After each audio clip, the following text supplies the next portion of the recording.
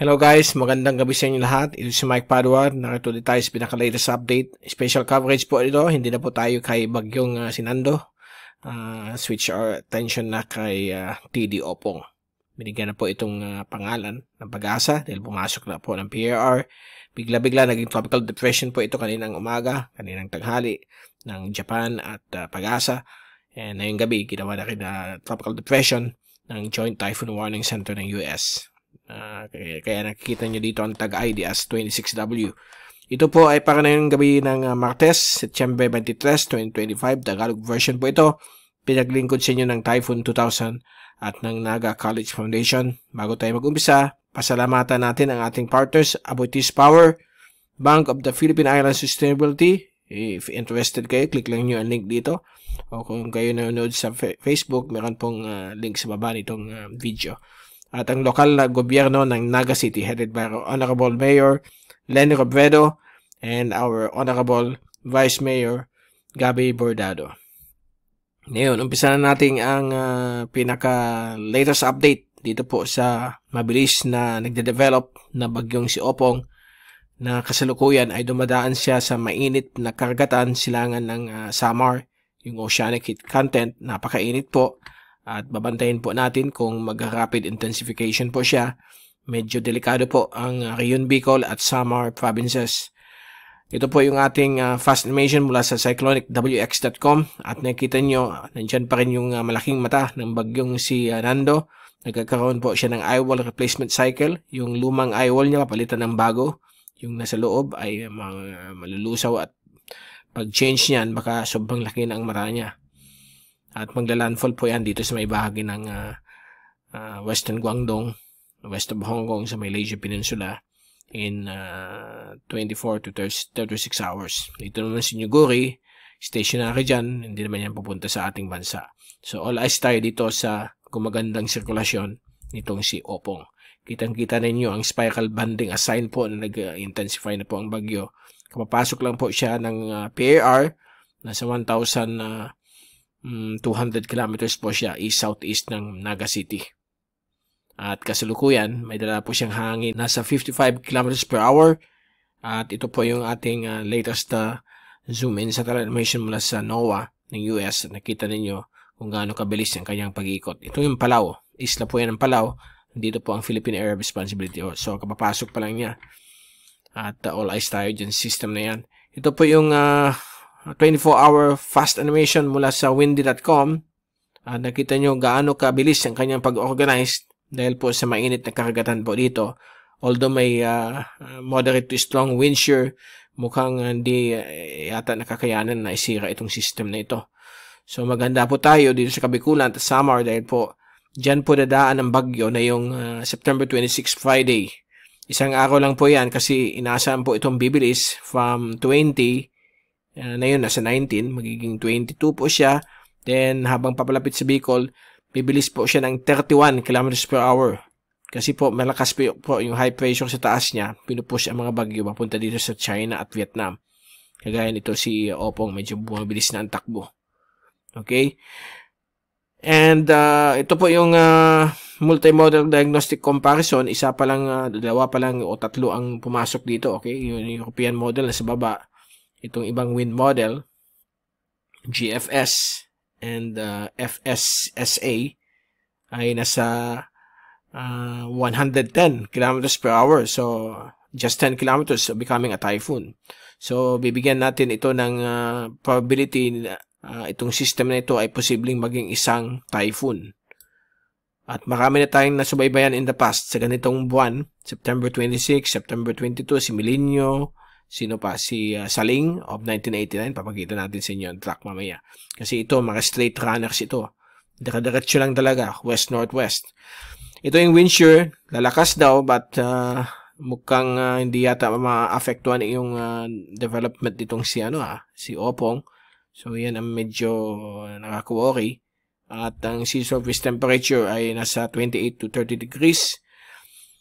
At ito po yung model forecast intensity dito kay 26W o kay Opong. Bibigyan po ito ng international name as Buloy, B-U-A-L-O-I. Isang klaseng dessert po yan sa Thailand. Bualoy ang pronunciation, ang nakalagay, pero ang pronunciation is Boloy. At ito po ang intensity forecast ng mga models.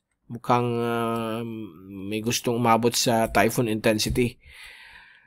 At ito po yung sinasabi ko sa inyong napakainit na lugar. Yan, yung puting yan. Off the charts po yan. Sa 200 kilojoules centimeter squared. Yan po ang energy galing sa dagat na pwede mag-boost sa intensity ng bagyo. Nandito na yung bagyo, yung L na yan. Kasi na yung bagyo na po yan. Nandyan siya. So, dadaan po siya dito. Kaya all eyes tayo. Posibilidad na maging typhoon ito ay hindi malayo. Kasi kung makikita nyo mamaya ang tracking, ito yung sa ating website. Nandyan po lahat ng mga links ng lahat ng agencies. Kumbaga one-stop portal po yan. Website natin, typhoon2000.ph. Ito po yung track ng Pag-asa. Kaninang 5 p.m. I-refresh natin kung may bago na sila. Dahil lang, ha? Yan na po yung 11 p.m. Mukhang nag-shift yung track. Kasi kanina, ang tracking niya dito sa may Legazpi at Rinconada. O Legazpi, Iriga, Balatan, ang labas. As of 11 p.m. na yon, mukhang dito po sa area po ng Lagunoy at Naga ang tracking niya. So, dadaan po daw sa Naga, mga 6 p.m. o 7 p.m. ng Friday. So, yan ang forecast ng DOST Pag-asa. Severe tropical storm, 95 or 100 km per hour ang kanyang lakas. Now, let's take a look at Japan Meteorological Agency. Ito ang latest nila as of 8 p.m. na yung gabi. Ang tracking nila, yung track kaninang 5 p.m. ng Pag-asa. Dito sa area po ng Albay, sa may Tabaco. Labas po niya dito sa may Iriga, Nabua, at labas siya sa may Pasakaw. Yan ang tracking niya. Friday evening din, alas 8 ng gabi. Okay? And then, ang Joint Typhoon Warning Center, ito yun. Galaw natin dito. Ito yung latest nila, kalalabas lang. Tingnan nyo gaano kabilis ang system. Pagdating dito ng Huwebes ng gabi, Biyernes ng gabi, nandito kaagad sa may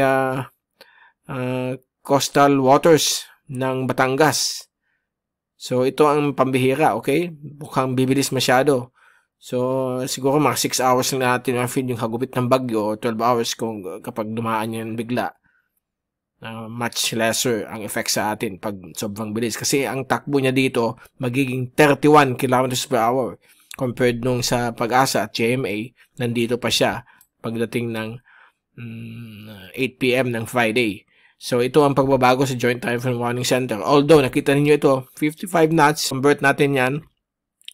100 km per hour yan. So, ito, 40 knots. Dito na yan sa may coastal waters ng Batangas. So, ibig sabihin, itong winds na pagdaan dito sa atin, pwedeng mag 110 or minimal typhoon, 120 kph. So, posibleng mangyari po yan. So, babantayin natin ito closely. May 3 days to go pa. So, let's hope and pray na magbago pa at hindi na siya lumakas. But ito lahat ang pinapakita ng tatlong weather agencies. Hindi ko nababanggitin ang mga computer models kasi pinag-aralan ito ng tatlong ahensya. Ito mga meteorologist, kagaya rin natin, pinag-aaralan natin yan mga models bago tayo lumabas ng ganitong tracking. So, I will not confuse the people anymore. Okay? Pag dito na yung bagyo, yung mga models, papakita ko lang kapag wala pang mga tracks ang mga agencies. Since meron na silang tracks, let's respect their tracking. So, itong tatlong tracks na ito, Japan, Pag-asa, and Joint Typhoon Warning Center, ang nagsasuggest na dadaan po ito sa Kabikulan. It's either from Camarines Sur down to Albay ang kanyang landfall. At pwede pa siyang umakyat. To give you a quick tracking ng ECMWF, dito siya dadaan sa may coastal waters ng Rinconada at coastal waters ng Catanduanes. Sana po umakyat. Although pag umakyat kasi lahat ng ulan ay nasa baba niya eh. Pero kung sa baba niya, lahat ng ulan dito sa may Visayas. So sa situation na yon ng sirkulasyon ng bagyo, mas maraming ulan niya sa may baba ng kanyang center, kanyang eye formation, sa may eye. Kasi wala pang eye. Pag maging typhoon siya, magkakaroon ng eye. So yan, kita ninyo dito, mukhang dito siya magiging typhoon sa may papuntang Gulf of Tonkin, maglalandfall sa Northern Vietnam sa September 29. So ganyan po siya kabilis. The culprit of this is yung malakas na high pressure. Sobrang lakas ang pag-push sa mga bagyo. Kasi ang nagpo-push ng mga bagyo kung saan pupunta, kung sino ang nagpapagalaw nitong sa mga bagyong ito ay yung mga high pressure areas. Tandaan po ninyo yan. Itong mga steering currents ng mga high pressure. Nakalutang yan. Parang mga glider lang itong mga bagyo. So, dadaan po ang bagyo sa mabilis na push ng high pressure. So, ang bilis niyan, 30 kph. So, may similarity po siya kay Typhoon Dan of 1989. I still remember this. 4th year high school tayo. Bagyong Saling. Naging 95 kph din yan. Dumaan sa Bicol. Ang forecast ng Pag-asa, 95. But, in reality, nag-rapid intensification sa may Albay Gulf, sa may east of Samar. Pagdaan sa Bicol, naging 130 o 140 km per hour. So, nakita niyo ito rin yung tracking niya. Similar sa track nitong papalapit na Opong. So, let's hope and pray na hindi siya umabot ng typhoon. But mainit pa rin dito talaga sa may east of Samar. Na pinakita ko na sa inyo kanina kung gaano kainit. Yan po ang oceanic heat content. Nung bagyong si Haiyan, ganyan rin kainit. Actually, maliit na area lang yung kay Haiyan. Pero nag-boost siya sa 315. Let's hope and pray na sana hindi po rapidly intensify. Yan, ensemble. Hindi natin i-discuss yan kasi binigay na ng Pag-asa, Japan at US ang kanilang mga tracking. Ito naman yung DeepMind, AI model ng Google. Yan po, blue, yung AI model nila. Yung ensemble, alisin natin yung ensemble, makikita nyo kung ano yung tracking nila. Yan. Ang Google DeepMind, dito po sa may Northern Samar, coastal areas, then Sorsogon, Burias. Yan po ang tracking ng Google DeepMind as of now. So, malalaman natin, nagbabago-bago po yan. Yan yellow, yan po ang tracking ng ECMWF, yung European model, sa may coastal waters ng Partido. So, ang lahat ng Asian agencies nandito sa may Bicol mismo. So, pwede pang mangyari, mag-change ang direction. So, matagal pa, 3 days to go. Pero nakita niyo itong wind. Ang Google AI, mukhang yung ibang ensemble, umaabot ng 140 km per hour, 120. Samantala yung average strength niya nasa 85 km per hour lang. Itong ECMWF, pinakamabait. Tropical depression lang siya. So, let's wait and see and abangan ang latest update pagbalik natin bukas. And then, ito yung rain. Sa sobrang bilis niya, may feel lang natin. By the way, bukas may mga thunderstorms tayo sa hapon. Ayan po. May mga ulan. Localized thunderstorms. Nandyan pa rin habagat sa may central at western Luzon. Kaya Metro Manila, maulan. So, may dadaan na thunderstorm bukas ng hapon, Wednesday. Sa Thursday, mukhang okay ang panahon natin. Dahil lahat ng ulap ay nandito na yung kay Opong. So, yan sinasabing calm before the storm. Baka blue skies tayo, mainit, maalinsangan. Then, that night, papalapit na yung kanyang outer rain bands. Then, pagpasok ng Friday, especially mga 5 a.m., 6, 7, nandiyan na po yung mga ulan ng bagyo. So, dito sa 3-hourly rain forecast ng ECMWF, pinapakita po dito, na itong grabing ulan ay maglalast lamang po between 5 a.m. until 5 or 6 p.m. Biyernes ng gabi, pawala na yung ulan. Sabado, good na po ang weather natin. Sunny skies with isolated thunderstorms sa hapon ng gabi. So yan po, Friday lang natin mafe-feel ang malalakas na ulan. Sana sa sobrang bilis niya, hindi naman po mag-flood ang ating rayon, Bicol. But expect natin, ang dala itong ulan, mga ganyan na bagyo, mga compact. Nag-range po yan from 50 to 300 millimeters. Kasi yung bagyo last year, si Enteng, tropical depression, mabilis din yung takbo si Bicol, nag 300 millimeters na ulan sa Naga. Na-record po yan ng ating mga rain gauges. Okay? So yan po ang mga example na binibigay ko na posibleng up to 300 millimeters ang ulan natin dyan kahit mabilis yung kanyang takbo kasi ang problema natin dito yung bigat ng ulan. Iba na yun sa panahon ng climate change. Sobrang bigat ng ulan maski mga localized thunderstorms. Although yung 2 araw na ulan na yun, dahil yun sa formative stage at pag-develop na nung bagyong Mirasol nung dumaan sa may kasiguran nung September 16. Nung last Monday lang yun. So, ito yung pangatlong bagyo sa parada nila na dumaan sa atin. Ay, sa Pilipinas, I mean. And then, ito yung last. Meron isa doon sa malayo, pero wala na yun. Okay? And after this, until October 15, wala tayong nakikitang kasunod na bagyo sa magkakaroon ng typhoon break. Baka last week of October naman. Sana, hindi na tayo daanan. Yan, pinipray natin. So, papakita natin sa inyo dito. Ano pa? Alon. Ayan, medyo maalon po.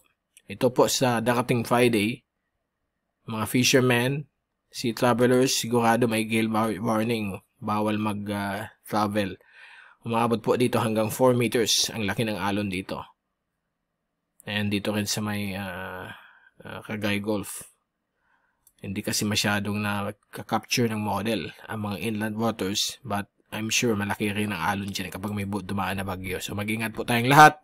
Let's all be prepared. Okay? We'll keep you updated. Balik ulit tayo bukas sa another YouTube update. At bukas ng umaga, mag-i-issue tayo ng tracking natin. But again, ang ibibigay na natin mga tracks sa susunod na mga updates natin, we will not include the models. Kasi ang models, iyan po ang ina-analyze ng mga respected meteorologists ng ating Pag-asa at lahat ng Asian agencies. Titingnan natin yung final tracking nila. Doon tayo mag-i-rely. Okay? So, we'll see you again. Mag-ingat po tayong. Let's all be prepared. Okay? Na medyo delikado. Pwede ito maging typhoon. So, pwede siyang mahina. Kaya lang sa nakikita natin sa kanyang pag-develop, posible talaga maging typhoon. Let's hope and pray na umakyat, maglihis sa atin. Medyo umakyat na bahagya ang European model. Let's hope patuloy ang pag-akyat niya. At sana mag-recurve na siya, hindi na tumama sa anumang bahagi ng ating bansa. Let's all pray sa ating God Almighty at kay Mahal na Ina. Let's hope and pray na maglihis po itong bagyo. Maraming salamat sa inyong pagpanood. God bless po and see you again tomorrow.